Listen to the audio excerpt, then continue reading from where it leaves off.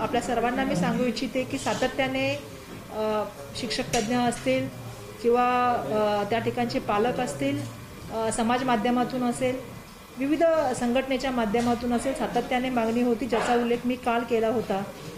आणि मोठ्या प्रमाणामध्ये आम्ही ज्या वेळेला सीओशी म्हणजे मुख्य कार्यकारी अधिकाऱ्यांची चर्चा केली होती आणि इतरही अधिकाऱ्यांची चर्चा केली होती, सगळ्यांचं एक म्हणणं आलं होतं की स्थानिक स्तरावरती हे अधिकार देण्यात यावेत.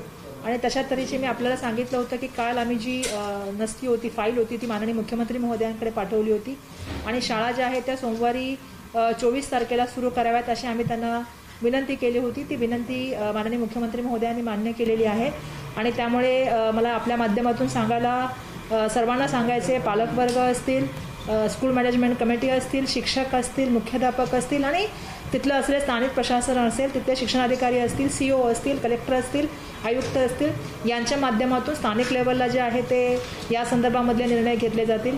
ज्या ठिकाणी रुग्णांची संख्या कमी असेल अशा ठिकाणी पूर्णपणे करोनाचा प्रोटोकॉल पाळून त्या ठिकाणी आम्ही जे SOPs दिले त्याचं कडेकोरपणे जे आहे ते काटेकोर पद्धतीने पालन करूनच ह्या शाळा सुरू केल्या जातील.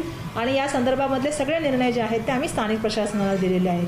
त्यामुळे 24 तारखेपासून या संदर्भामध्ये जे आहे ते आता शाळा सुरू करण्यासंदर्भामध्ये मग ते 1ली ते 12वी असेल आणि प्री प्रायमरी एज्युकेशन या दोघींच्या बाबतीतसुद्धा हा निर्णय झालेला आहे. आणि या शाळा आता सुरू करण्यासंदर्भामध्ये माननीय मुख्यमंत्री महोदयांनी संमती दिलेली आहे. पण याच्यामध्ये मला अजून एक निवेदन करायचं आहे की या शाळा सुरू करत असताना सातत्याने आपण मागील 2 वर्षापासून पाहत आहे की आपण करोनाशी जो मुकाबला करत आहोत किंवा त्या संकटाशी जो सामना करत आहोत त्याच्यामध्ये आम्ही एक गोष्टीची नेहमीच काळजी घेतलेली आहे. ती काळजी यापुढे पण आम्ही घेणार राहणार आहोत. आणि ते या माध्यमातून मला सगळ्यांना सांगायचं आहे की मुलांचं आरोग्य आणि मुलांची सुरक्षितता ही आमची सातत्याने प्राथमिकता राहिलेली आहे. त्यामुळे या गोष्टीकडे सुद्धा मोठ्या प्रमाणामध्ये लक्ष देऊन आम्ही आमच्या SOPsमध्ये सुद्धा सांगितलेलं आहे की पूर्णपणे स्थानिक परिस्थितीचा सातत्याने जे आहे ते मॉनिटरिंग केलं गेलं पाहिजे. अधिकाऱ्याच्या माध्यमातून परिस्थितीचा पूर्णपणे आढावा घेऊन त्याच्या तऱ्हेनेच भविष्यामधले पुढचे निर्णय घेण्यात यावे आणि त्यामुळे पूर्णपणे काळजी घेऊनच या शाळा सुरू करण्यात याव्यात अशी सुद्धा मी आपल्या माध्यमातून जे आहे ते सर्वांना शाळा ऐच्छिक असणार आहेत का, ऑनलाईन सुरू होणार नाही. आता याच्यामध्ये आपल्या सर्वांना माहिती आहे की मागील काळामध्ये सुद्धा ज्या वेळेला आपण या शाळा सुरू करण्यासंदर्भामधला निर्णय घेतला त्यावेळी पेडियाट्रिक टास्क फोर्सने जे आम्हाला SOPs सांगितल्या होत्या, आमच्या ज्या SOPs होत्या त्याच्यामध्ये याचा उल्लेख आहे. त्याच्यामध्ये पालकांची संमती आवश्यक आहे आणि त्यामुळे ज्या विद्यार्थ्यांचे पालक संमत देतात ते विद्यार्थी शाळेत येतील.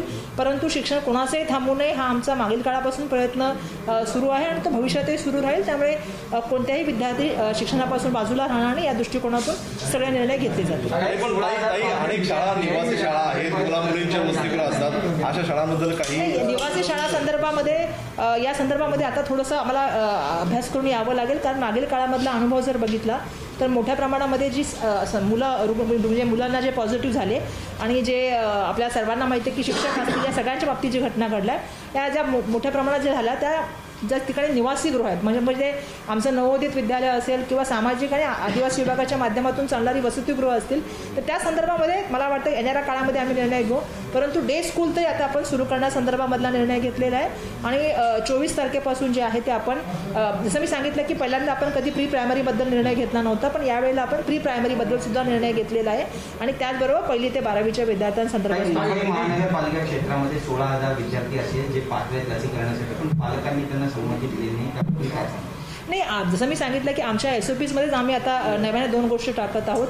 एक म्हणजे 15 ते 18 वयोगटातील मुलांचं लसीकरणावरती भर देणं हा आमचा सगळ्यात महत्त्वाचा विषय आहे. त्याच्यामध्ये सुद्धा शाळेत जर जाऊन आम्हाला मुलांचं लसीकरण करता आलं तर त्यासाठी आम्ही आरोग्य विभागाला विनंती करतो. आणि त्याचबरोबर दुसरं की जे शिक्षक आणि शिक्षकेतर कर्मचारी आहे त्यांनी 2ही डोस घेणं कंपल्सरी. आणि आमचं ह्याच माध्यमातून सर्व आयुक्त असतील किंवा कलेक्टर असतील किंवा COना सांगणे ज्या शिक्षकांचा एखादा डोस बाकी असेल त्या आणि किंवा शिक्षकेतर कर्मचाऱ्याचा त्या संदर्भातली कारवाई लवकरात लवकर. हिंदी में जानना चाहेंगे कि विद्यालय शुरू करने को लेकर सरकार ने क्या अनुमति दी? जिस तरह से आपको पता है कि शिक्षक तज्ञ टास्क फोर्स के भी कुछ डॉक्टर से हमारी बात हो रही थी और उसी के साथ साथ जो है वो पेरेंट्स एसोसिएशन और समाज माध्यम के माध्यम से लगातार हमारे पास एक मांग आ रही थी कि स्कूल को शुरू करना चाहिए। और उसका निर्णय जैसे मैंने आपको कल बताया था कि माननीय मुख्यमंत्री जी के पास हमने फाइल भेजी थी, जिसमें हमने उनसे ये विनती की थी, क्योंकि सीओ और अधिकारियों से बात करने के बाद उनका एक प्रस्ताव आया था कि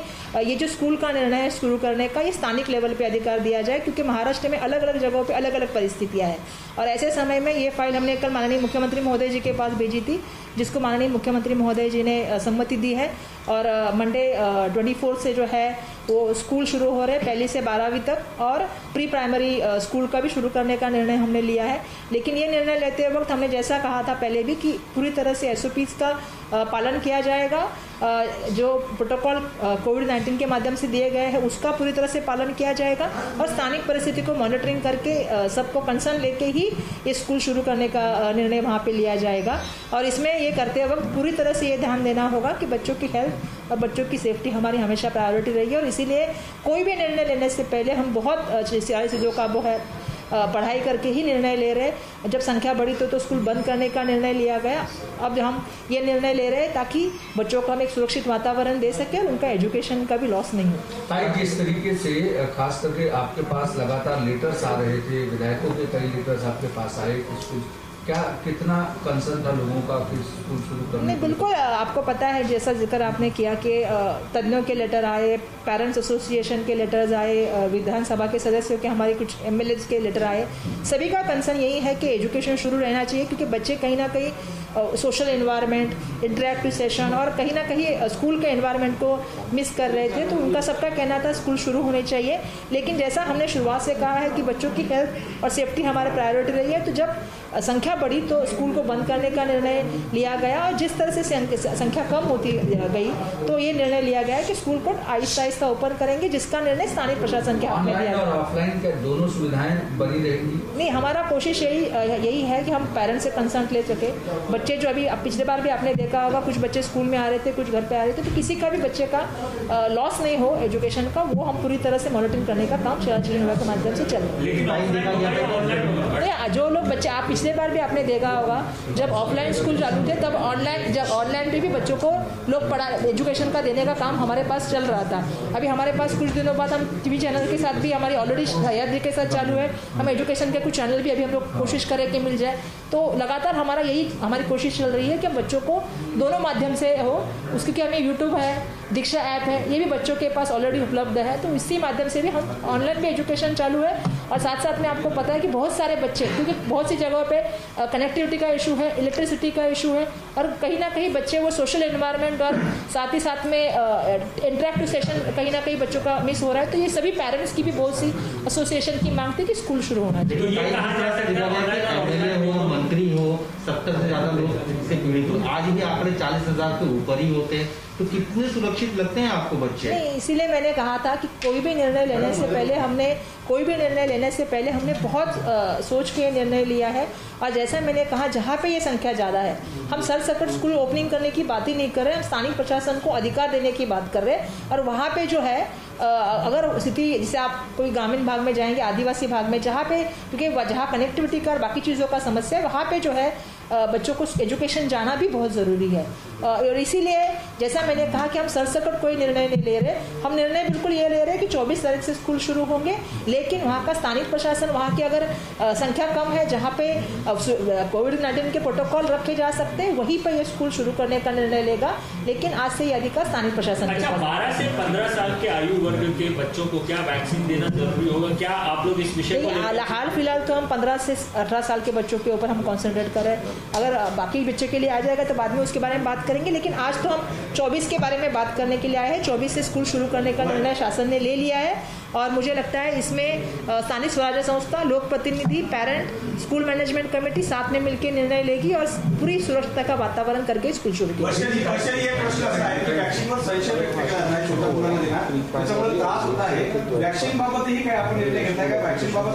वॅक्सिनच्या बाबतीमध्ये आम्ही असा निर्णय घेतला की 15 ते 18 वर्षाच्या मुलांना शाळेमध्ये येऊन वॅक्सिन करावं, असं आम्ही विनंती आरोग्य विभागाला करतो।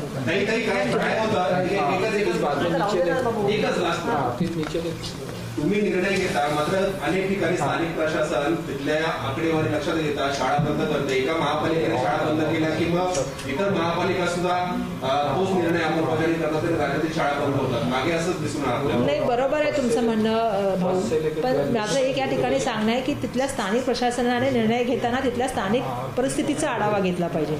आपण SOPsमध्ये पण तेच सांगतोय की तुम्ही सातत्याने आढावा घ्या आणि सातत्याने आढावा घेऊन त्या ठिकाणी निर्णय घ्या. आणि म्हणून काही ज्यावेळी नवी मुंबईला काही घटना झाली तिथल्या स्थानिक प्रशासनाने काही निर्णय घेतले, जशी नागपूरला झाला तिथल्या स्थानिक प्रशासनाने घेतले. परंतु एक निर्णय घेते म्हणून दुसरा निर्णय घेण्याची असं काही गरज नाही आहे. त्या ठिकाणच्या स्थानिक परिस्थिती बघून तिथल्या स्थानिक जे पदाधिकारी आहेत किंवा तिथे जे अधिकारी आहेत त्यांनी निर्णय घ्यावे असे आपण या आजच्या माध्यमातून आपण